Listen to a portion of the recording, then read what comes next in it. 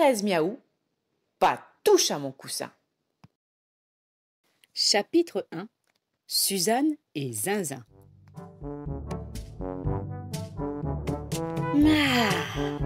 J'aime dormir sur mon coussin. Il est tout mou, aussi doux qu'un bisou. Je l'adore. J'y fais des siestes délicieuses, au moins 10 par jour.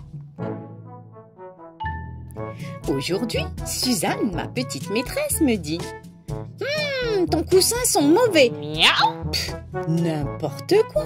Mon coussin sent le coussin, c'est tout. Je ne bouge pas d'un poil. Je vais le nettoyer. Sors de là. Hein? Suzanne et Zinzin. Elle attrape le coussin et le secoue furieusement. Rien à faire. Le coussin et moi ne faisons qu'un. Tant pis pour toi, Thérèse, claironne Suzanne. Et elle nous embrasse tous les deux. Elle nous serre très fort contre elle en dansant. La la la la la la la la la la. Ah, les câlins de Suzanne sont pires qu'un ouragan. Alors je lâche prise. Je déteste les caresses pendant ma sieste. Suzanne le sait bien, la maline.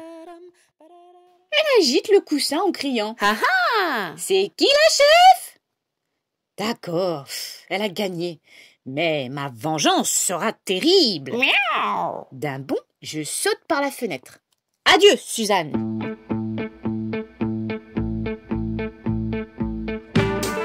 Chapitre 2. Faire dodo à tout prix. Dehors, quel vacarme! Il y a les vroom des autos, les tutus des klaxons, le blabla des passants. Agaçant. Où faire ma sieste? Ah, dans cette poussette.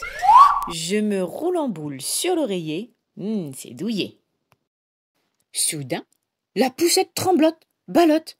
Ça gigote sous la couette. Ma tout crotte, bébé est revenu. 2 menottes tripotent mes moustaches. Aïe! La petite canaille me prend pour sa peluche. Je bondis hors du nid.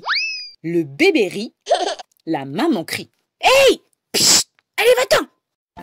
C'est raté. Mais je m'appelle Thérèse. Et les Thérèses sont têtues. Très têtues. Je continue. Un bac à fleurs. Voilà un joli lit. Je me glisse parmi les lys. Le museau dans la mousse, le ventre au soleil. J'adore faire dodo sur le dos. Hélas, les abeilles bourdonnent dans mes oreilles. Elles me butinent le nez. Pas les pètes, demoiselle. Ai-je l'air d'une tulipe? Une fois encore, je déménage. Je trotte, j'explore, je fouille, je grimpe sur les murs, je visite les toits. Rien. Pas le moindre coin où se nicher. Ce quartier m'exaspère. Voyons cette fenêtre ouverte. Je m'approche à pas de loup et jette un œil. Un canapé, des bibelots, une cheminée, un vieux bureau. Pas un bruit. Un petit paradis. Chic, je m'y faufile. Dormir, enfin. Dormir. Chapitre 3. Le dragon poilu.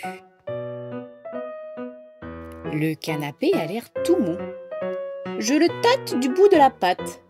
De la crème chantilly. Je laboure le tissu de mes griffes. Je m'y roule en boule et ronronne comme un tracteur. Quel bonheur! Je vais m'endormir en un clin d'œil. Soudain, le plancher se met à trembler, à danser, à sauter. J'entends d'affreux grognements. Un monstre galope dans l'appartement. Un dragon tout poilu et griffu me fonce dessus. Je jaillis du canapé, bouscule une pendule, casse une glace. Derrière moi, ça couine, ça patine, ça dérape.